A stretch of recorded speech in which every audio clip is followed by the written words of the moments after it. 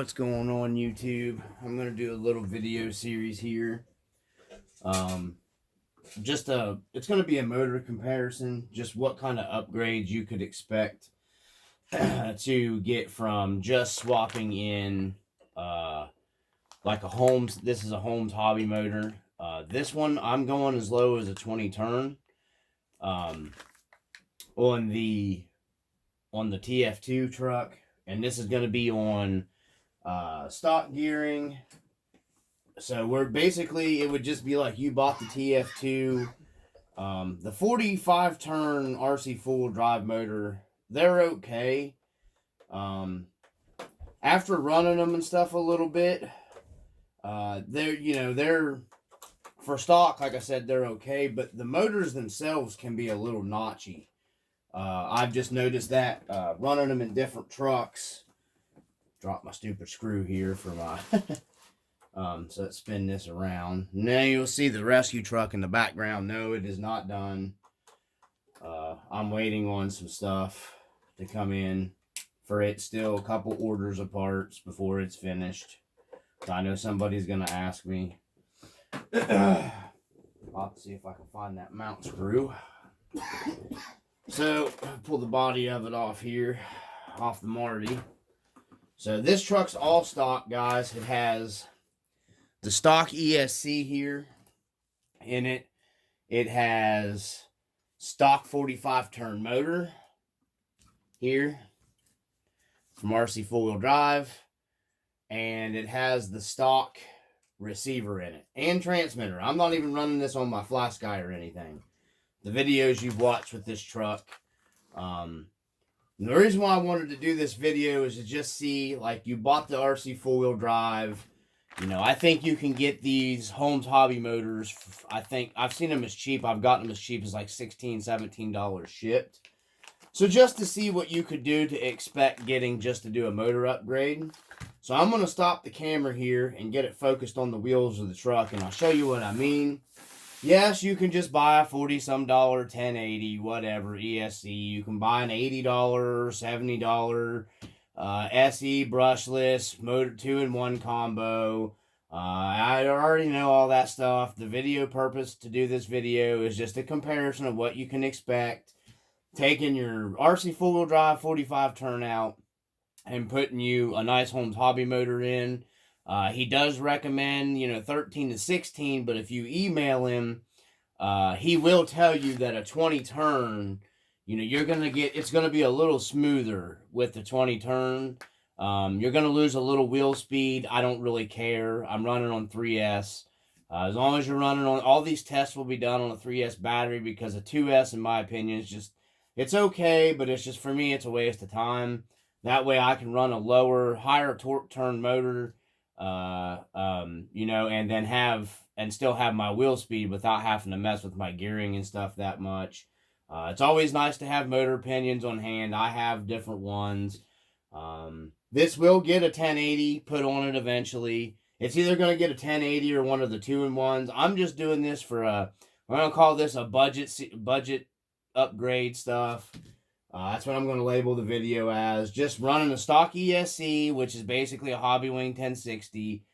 And then running the, just putting the Holmes Hobby, like $17 motor or whatever in the Rc4wd drive. So this truck's pretty much all bone stock. All I've changed is like cosmetic stuff to get it to look more like the Marty. So there's no other benefits of anything electronically. It's even got the stock steering servo in it. Because I just do light trail stuff with this truck. So we're going to do this test, and then we're going to see what we get for wheel speed. So let me get set up here, and we'll check wheel speed and, see if we're going to get any improvement at all running a stock transmitter, which they're not terrible, but they're not real great either, the Rc4wd drive transmitters, but they will get you going. So we're going to do a test on the wheel speed stuff. What you get, like smoothness on the Rc4wd drive motor in comparison to the Holmes hobby motor.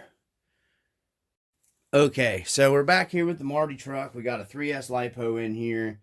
It's a stock transmitter from Rc4wd drive. Stock pinion gear, which is a 14. That's what I pretty much I think on all of the Rc4wd drive TF2 platforms. And the only one I've re-geared has been my Marlin, because I slowed it down super duper slow and turned the power way back on the 1080 on it. But, well, turned the punch and all that stuff down, which it needs actually turned back up because it needs a little more tweaking on it. But I just wanted to do this. Like I said, we're doing this just to see what you would get if you had an RC four-wheel drive truck and you're just out of the box and just putting a motor upgrade, because the Holmes Hobby Motors is probably one of the smoothest. And this isn't even their Pro. This is just their budget one, which is what I prefer to run and all my stuff. So let's just see what we got going here. We're going to do a little trigger wheel speed here. We've already got it turned on and calibrated. So get the transmitter here. You can watch the front wheel and the throttle here. Everything is calibrated up. So we're going to see what we get. You can see what I mean by the notchy. That's about the slowest wheel speed you're going to get right there. And see how it starts getting notchy when you try to back off of it. Now, obviously, you could probably either throw a better transmitter right off the get-go on this. You're going to see an improvement. Probably with about any of your upgraded transmitters, your Fly Skies, any of that stuff. We're doing this to run the factory stuff to see if you do get an improvement with the Holmes motor. That's the only reason why I'm doing this video. So once again, we're going to try to turn it up here with our throttle endpoints to see what we get, and see where it goes, see how notchy it is here. So we're going to turn our throttle trim up and see how far we got to go here. Now you can see how it starts moving. I'm going to turn it back to where it just barely see. Yep, that's it right there. And that's notchy, just to bump it. So that's the best you're going to get right there for wheel speed. You can see it turning, which honestly isn't too bad. That's really pretty decent for a stock system. Stock ESC on 3S on the 45 turn with stock gearing. That's actually pretty good wheel speed. You know, and it's staying pretty constant for a stock truck. That's actually pretty decent, I think. Of course, there's better. Obviously, there's always better. But we're talking stock, cheap, budget stuff that's in these trucks from the box. So let's turn it back a little bit. See if we can slow it down a little. No. Right there we go. And you can kind of actually see the notchy in the motor. I don't know if you're picking that up with the wheels. You'll kind of, there's just a little spot that you get in this motor. So there's the slowest speed you're going to get with the stock system and the stock transmitter right there. And you can actually hear it if you listen.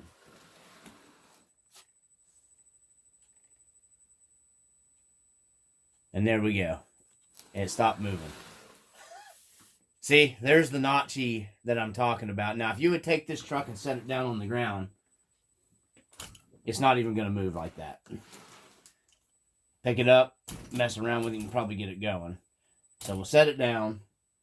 It kind of has to be turned up a little bit to get it to move here. So that's as slow as you're going to get it to go right there. I mean, it's just not going to do it. All right, guys, so we've established what we got for our wheel speed there on your stock motor. So let's see what we get with just upgrading to the Holmes Hobby motor. All right, so we're over here at the soldering table. Got the soldering iron plugged in, warming up. We're going to take our 2 screws loose here in the back side that hold your motor on. So you can start by, actually I'm going to pull my pinion off first, just because it's easier to remove the pinion, I think, on the motor. And the pinion is a 1.5 millimeter. So we're just going to come in here and, well, that came loose really easy. I had Loctite on that. Surprised it came off that easy. So we're going to put our pinion down here in our homemade tray. Okay, so then it looks like I got this stuff zip tied, so we'll cut it in a second. Let's go ahead and pull our motor, our screws to hold our motor. They're 2.5 mil. You got 2 of them here. Put them down in here with our pinion. All right. And our motor is basically ready to come out. I think I'm going to have to cut the zip ties on it first, probably, because I've got it zip tied down pretty well. Let me see here. I don't know if I can. Well, I might be able to do this. So, okay, this might actually work without having to cut zip ties and everything. So, you got your motor, you've got your positive and your negative leads. You want to make sure your positive on your Holmes motor has the little red dot. You can run these in both configurations, I do believe. I'm pretty much 100% sure on that. I think you can run these both reverse rotation and the other way on the Holmes motors. On the Crawmaster Sports, I think the Pros you might have to order specific, but I'm pretty sure you'd have to check his website, but I'm pretty sure the Holmes motors you can run either way. But it's marked, so we're going to go to our positive and then our negative here. So we're just going to desolder these off of here first. So I'll grab my soldering iron, and this is just what I do. I heat up the factory solder on the Rc4wd drive motor, and it'll just come loose on you. That's literally all you have to do, okay? There, motor's off of the truck. So this is what we're going to do. We're going to go ahead and get some solder. This is cheap Amazon solder. You can get, it's not very expensive. I get a little bit of, this is just some flux. You want some, I always use a little bit of flux. I don't know, some guys I don't think put flux on anything. Some of the solder, you don't need it either. This was actually for cheap solder. The Solder Works, it's the thin stuff from Amazon. I don't think I can put a link because I don't have it in my cart thing anymore. I might be able to go back in my sales. Man, this stuff works wonderful. So I'm just going to put a little bit of solder on our motor tabs here. Is all I'm doing. I don't know if the camera will pick it up or not. Let me see if I can maybe get this here for the camera. I don't know, my hand's in the way. So all I'm doing is putting a little bit of solder here. There's a little hole that I'm going to fill with solder. And my hand doesn't work as good as it used to, so just like that right here. Stupid camera to focus on it. Anyhow, there's a hole in that motor. You can see the hole in the little, there's a hole right here. It's got resin in it for the solder stuff, but I filled it with solder. That's all I do with these when I'm soldering them. It's super easy to do these brushed motors. Just a cheap soldering iron from Walmart. I think these are like $6 or something like that. They may be cheaper than that. They seem to last forever. They don't solder big powered wired stuff on your big motors that well. But this small stuff, they do perfectly fine. That way you don't got to blow a ton of money on a soldering iron.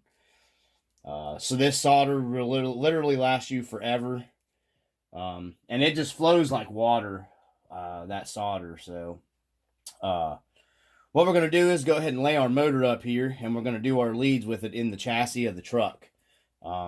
These already have some solder on them right here from Rc4wd drive, and we're just going to reattach our motor leads here. So easy peasy. I think the camera should pick this up. So get this wedged in my chassis to where she's not rolling around on me here. This might work pretty good. Get the wire turned.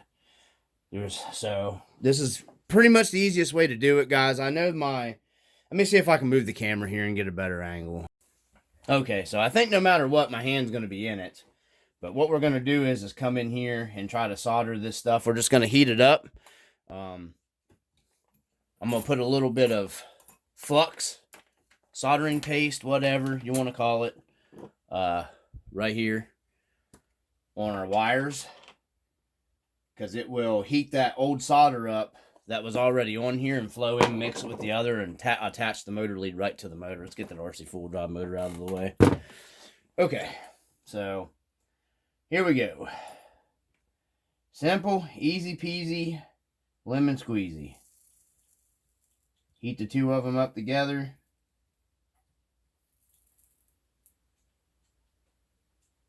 Boom. There's the positive. And just grab your motor lead, make sure it's attached good. Move, you know what I mean? You want to be able to pull it. You're not going to pull it loose. Pretty decent, about like the factory soldering job. And then you got your negative. So It's already turned. Got the little ledge where the motor lead will sit down on. Take your soldering iron, same difference. This gets hot enough it'll heat both of them up at the same time. Takes a few seconds. And I think my hand's a little shaky because I've got those issues with it. So there we go. We're attached. That's literally all it takes, guys, to solder those new motors on. You can get you a cheap, soldering iron from Walmart and do it easy, no problem whatsoever. You don't even got to take your motor leads off. You can leave them in there. So I'm going to get the motor. Yeah, she's attached good. We're going to get our pinion back on and get over here, and the next portion will be your throttle control. Okay, so I was in here hooking everything back up. So one thing you guys want to make sure that you're doing here when you're putting this back together, make sure you set your pinion and your spur gear mesh, your gear mesh. You don't want to get it too tight, and you don't want to get it too loose because it'll strip. And if you get it too tight, it can put an overload on your driveline, on your motor, and burn your motor up. So some guys take a piece of paper, run down between it. I don't need to do that because I've done this for so many years. You just got to have a little bit, keep a little bit of play between your pinion gear and your spur gear. I don't know if the camera pick it up or not, but just a little bit of play between the two of them. And then make sure everything rolls freely. That's all you got to do. If you want to be 100% for sure, you can run a piece of paper, notebook paper or whatever, between your pinion and your spur, and it should just accordion up a little bit. There's some how-to videos online to do that, but as long as you got just a hair bit of play here between them, that way they're not super tight, you'll be good to go. That's actually pretty easy to get into the process of doing here. So you can just hear the little bit of play between the gears. That's what you want. You can hear it clicking maybe. But I thought I'd do that. And then always put Loctite on your grub screw that holds your motor pinion and your two screws going in your motor. Always want to make sure they're Loctited up. All right, back to the bench. All right, guys, so we're back over here to the bench, sitting with the truck where we had it before. We got the Holmes hobby motor in here in the Marty truck. We've got the same 3S LiPo. Everything's the same, turned it on. I'm going to go ahead and go through the calibration again, just to make sure we're all calibrated the way we should be calibrated. So you'll hear it. There we go, calibration. Wheels up off the ground. We're going to see our throttle test here. We got the controller, stock controller, transmitter, and we're going to see what we get here. Oh, it's way better. That's a huge improvement, guys. It doesn't have that jumpy, notchy, it's smooth. Nah, that's me on my phone. This motor's not broke in yet. So as it breaks in, this motor will get a little smoother. It's quieter. Oh yeah, the transition's just better. So yeah, there we go. So that is a big improvement already, I can tell, just with the truck, with the controller in my hand. So I'm going to do the same thing I did with the other motor, turn my throttle trim up until we get movement of the motor here, and see how smooth he is and see how notchy it is. Okay? Turn it until we get it moving. Okay, we got it moving. That was me. Trying to get it back to where it's just moving barely. The lowest. Okay, there we go. Now, you can compare that to the last video. That is heaps better. Now, this is on a 20 turn, so a 16 turn probably wouldn't be a huge difference between them because, like I said, I contacted Holmes and he said that, that there's not a huge difference, honestly, between the 16 and the 20, basically is what he explained to me. And a 13 turn is going to be a lot higher, so it's going to give you more wheel speed. I really love the 16 turn as the sweet spot, in my opinion, for the Trailfinder 2 with stock gearing. I had this 20, And the 20 is going to give me a little more throttle control with the stock ESC. Because, the higher turns you go, you get a little less wheel speed, but you get more torque. So I'm not hauling butt with this thing doing speed runs. So, 20 turns should be fine in it. I may do a comparison between the 16 turn, but I really don't think you're going to be able to see the huge difference between a 16 turn motor and a 20 turn motor. There's just not, I can't see there being that big of a difference. There might be, I don't know, but from what I can tell right now, I have a 16 turn in my Marlin, and I have a 16 turn in the Red 4Runner, and I don't see a huge difference. But you can see the wheel speed right there, guys. That's pretty good. I mean, for a stock ESC and a stock transmitter right there, just running off the throttle trim, that's pretty good. That's pretty slow throttle control right there. Now, if you was to throw this on a really good transmitter, it would be even better right off the bat. And then obviously if you throw a 1080 in there, the throttle control on them are just ridiculously great. And then obviously probably a next step above that would be your brushless systems. The 2-in-1s are really nice. It's just, I don't really do brushless stuff. Not that there's anything wrong with brushless stuff, but I run a lot of water. The trucks that I don't run in water, the brushless stuff would be fine. So this truck would probably be fine with a 2-in-1. Well, let's set it down and see if it'll pull on that slow setting. Because when I set the truck down before, it wouldn't pull the weight of the truck on that setting. Of course, we don't have the heavier body on here either, but it wouldn't pull it without the body with the 45 turn. So let's see what the Holmes motor will do. And it pulls the truck. And it stopped. There we go, guys. There we go. Oh, drop the camera.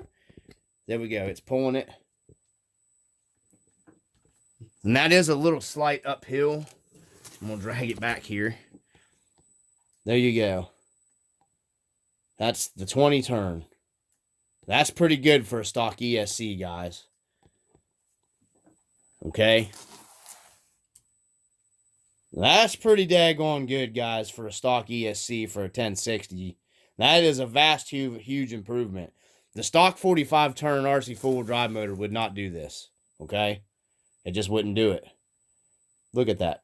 That ain't bad. So let's see. While I have this set like this, let's see if it'll crawl over something here. Let me see it, get the camera set back up. My camera mount's about wore out, guys. So, okay. And this motor will be smoother as it breaks in. So let's run it towards us, okay? Let's see if it'll crawl over our little... No, it will not. So let's turn it up just a hair. There we go. There up just a hair.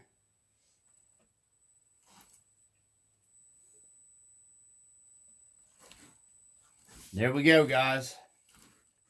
So that's some pretty good slow speed control, if you ask me. The truck would not absolutely move on the 45 turn like that. It would not just pull the weight of the chassis, let alone putting the body and stuff on it. You guys can see right there, that's, in my opinion, just swapping out, and that's cool as a cucumber, so that's actually cool. So, it's not going to get hot on you. Not that I've had any trouble with the 45 turns getting hot. And I haven't, like I said, this motor, these are brushed motors. Brushes have to break in on brushed motors.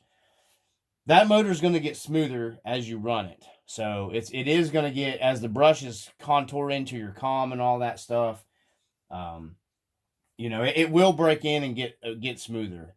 So, right off the bat, I threw it on a LiPo. What I used to do is take my brush motors and I took a glass of water and I would drop my brush motor down in a glass of water on a nickel metal hydride battery and just run it on slow.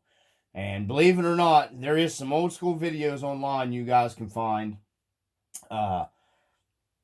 Look it up. There's some other people. Back in the day, that's how guys used to break in a lot of their brushed motors. They would drop them in a thing of water, clean water, and run them. And then you can put some oil on your bearings and stuff if you got a bearinged motor shaft. That way it don't rust, get sticky and all that stuff. But it would polish the brushes on them You get a little more torque and you get a little more speed because you get a little less resistance with that water polishing on your brushes and stuff. It's 100% true fact. Look it up. You can Google it. Everybody has Google. So anyways, I just wanted to put this video out there for you guys to see.